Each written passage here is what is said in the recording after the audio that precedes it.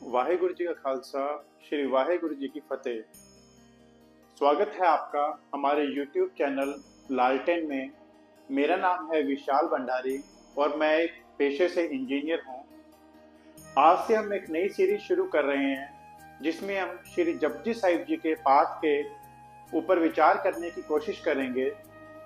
श्री जपजी साहिब जी का पाठ श्री गुरु नानक देव जी ने इस संसार को दिया, जिसकी शुरुआत होती है मूल मंत्र से। तो सबसे पहले हम शुरू करेंगे मूल मंत्र। मूल मंत्र का मतलब क्या होता है? मूल का मतलब होता है नींव, या फिर जैसे हम बोलते हैं फाउंडेशन। जैसे हमें कोई भी एक बड़ी बिल्डिंग खड़ी करनी है तो उसकी जो नींव है वो स्ट्रॉन्ग होनी बड़ी जरूरी है। इसी तरह से जो सिख धर्म का सिद्धांत है, सिख धर्म का बेसिक है, वो है मूल मंत्र। गुरु नानक देव जी ने इस संसार को बताया कि अगर कोई अपने जीवन को सफल बनाना चाहता है तो उसे इस मूल मंत्र को समझना और अपने जीवन में उतारना बहुत जरूरी है। तो चलिए स्टार्ट करते हैं मूल मंत्र। मूल मंत्र जो है उसकी स्टार्टिंग होती है एक ओंकार। यहाँ पे एक जो मेंशन करा हुआ है वो एक समझने वाली चीज है कि ये न्यूमेरिक वर्ड है। यहाँ पे ये एक न्यूमेरिक सिंबल है। इसको इस तरह से भी लिखा जा सकता था और इस तरह से भी लिखा जा सकता था, बट इसको यहाँ पे जो लिखा हुआ है वो नंबर के फॉर्म में लिखा हुआ है। यहाँ पे गुरु नानक देव जी क्लियरली मैसेज दे रहे हैं कि एक का जो मतलब है मीन्स सब कुछ जो है वो एक ही है, कोई दूसरा है ही नहीं है। तो आगे ओंकार। ओंकार का मतलब क्या होता है? क्रिएटर, मीन्स जो बनाने वाला, क्रिएटर। तो यहाँ पे गुरु नानक देव जी एक ओंकार से क्लियरली बता रहे हैं कि जो बनाने वाला है वो एक ही है, कोई दूसरा है ही नहीं। मीन्स सभी के सभी जो भगवान है वो एक ही है, वही बनाते हैं, वही बनाने वाला है, वही मारने वाला है, कोई दूसरा है ही नहीं है। तो यहाँ पे जो सिखिज्म है वो बेस्ड है किसके कॉन्सेप्ट के ऊपर? वननेस। मीन्स सब कुछ एक ही है, सतनाम।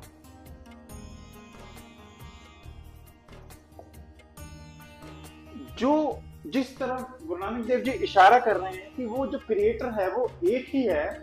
अब हम बात करते हैं कि उसका नाम क्या है।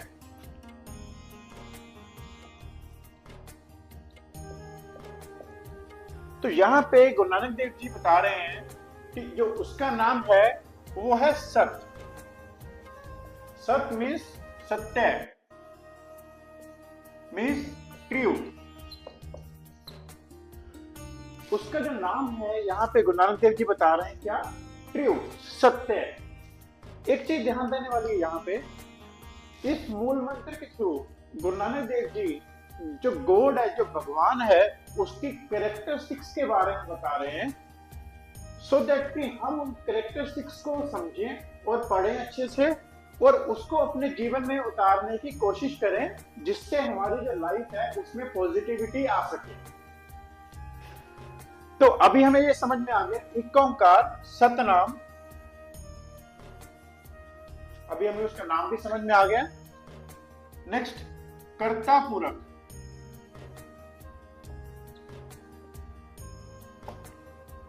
कर्ता पूरक का मतलब क्या है? करने वाला। मीन्स यहाँ पे वो जो करने वाला है, जो कुछ भी हमारी लाइफ में हो रहा है वो करने वाला कौन है? एक, जिसकी तरफ गुरु नानक देव जी इशारा कर रहे हैं। जो भी हमारी लाइफ में हो रहा है, हमारी इतनी कैपेसिटी नहीं है। सपोज फॉर एग्जांपल हमारे अंदर कोई स्किल है बहुत बढ़िया, तो अगर हम कहें कि वो स्किल मेरी वजह से है, नहीं, ऐसा नहीं है। वो किसकी वजह से? कर्ता पूरक। वो जो करने वाला है, जो एक है, उस एक की कृपा की वजह से ही हमारे अंदर वो स्किल आई हुई है। तो कर्ता पूरक का मतलब क्या हुआ यहाँ पे? करने वाला। करने वाला कौन? वो एक जिसकी तरफ गुरु नानक देव जी इशारा कर रहे हैं। आगे आगे समझते हैं। निरपो, यहां पे डिफरेंट डिफरेंट कैरेक्टरिस्टिक्स के ऊपर बात करी गई है। किसकी? उस एक की जिसको हम भगवान कह रहे हैं, राइट। तो निर्भो, निर्भो का क्या मतलब है? यहाँ पे भो का मतलब है डर, निर का मतलब ना। मीन्स वो जो एक है जिसकी तरफ गुरु नानक देव जी इशारा कर रहे हैं, वो किसी से नहीं डरता। मीन्स उसको किसी से डर नहीं लगता। निरपो। आगे निर्वैर। निर्वैर का मतलब यहां पे क्या? कि उसको किसी से भी वैर नहीं है। मीन्स उसके लिए अमीर भी सेम है, उसके लिए गरीब भी सेम है। वो कभी भी किसी से कोई भी वैर नहीं करता। अगेन मैं रिपीट कर रहा हूं यहाँ पे कि हम यहाँ पे गुरु नानक देव जी के द्वारा बताए हुए गुणों के ऊपर बात कर रहे हैं कि क्या क्या गुण होते हैं किसमें? भगवान के अंदर। अकाल, अकाल मूरत। अकाल का मतलब यहाँ पे क्या होता है? जो टाइमलेस सिचुएशन में है। टाइमलेस का मतलब यहाँ पे क्या है? कि जो आज से 1,00,000 साल पहले भी था, आज भी है और आगे 1,00,000 साल के बाद भी रहेगा। जो एक टाइमलेस सिचुएशन में है।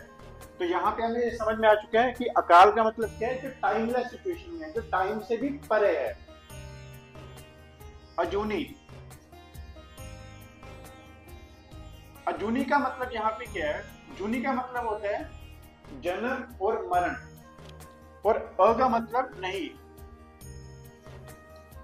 तो जो बर्थ और डेथ उन दोनों के बंधनों से परे है, उसको हम बोलते हैं अजूनी।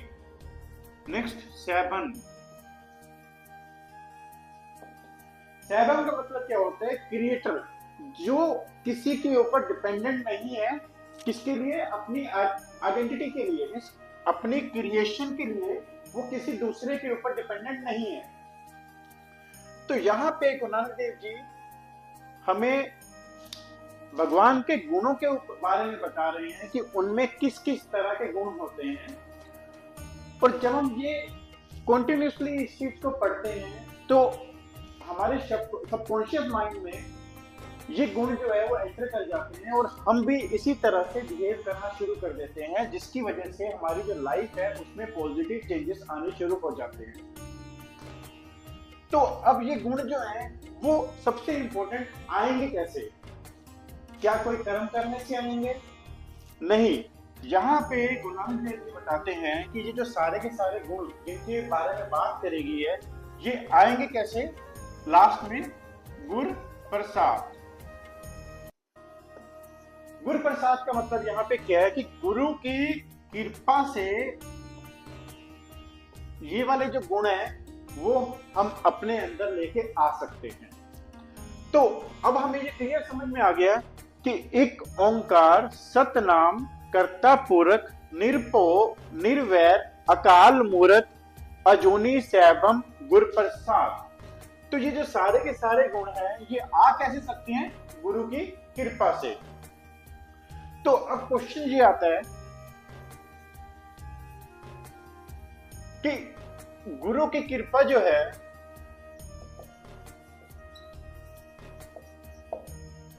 ये होगी कैसे? तो बड़ा सिंपल सा एग्जाम इसका जो जवाब गुरु नानक देव जी ने दिया हुआ है कि गुरु की कृपा होगी कैसे? गुरु की बात मानकर। और गुरु की जो बात है वो क्या है? यहाँ पे गुरु नानक देव जी यहाँ पे बताते हैं कि सिर्फ और सिर्फ क्या करना है? अमृत वेला, जिसको हम ब्रह्ममुहूर्त भी बोलते हैं, इसको संभालना है। इसको संभालने का मतलब क्या हुआ? कि अमृत वेला या ब्रह्ममुहूर्त उठकर नाम का जाप करना है और वो नाम क्या हो सकता है? वो कोई भी नाम हो सकता है। वो राम राम भी हो सकता है, वो कृष्ण कृष्ण भी हो सकता है, वो एक ओंकार भी हो सकता है। यहाँ पे जो नाम दिया गया है जाप करने के लिए वो क्या? वाहेगुरु।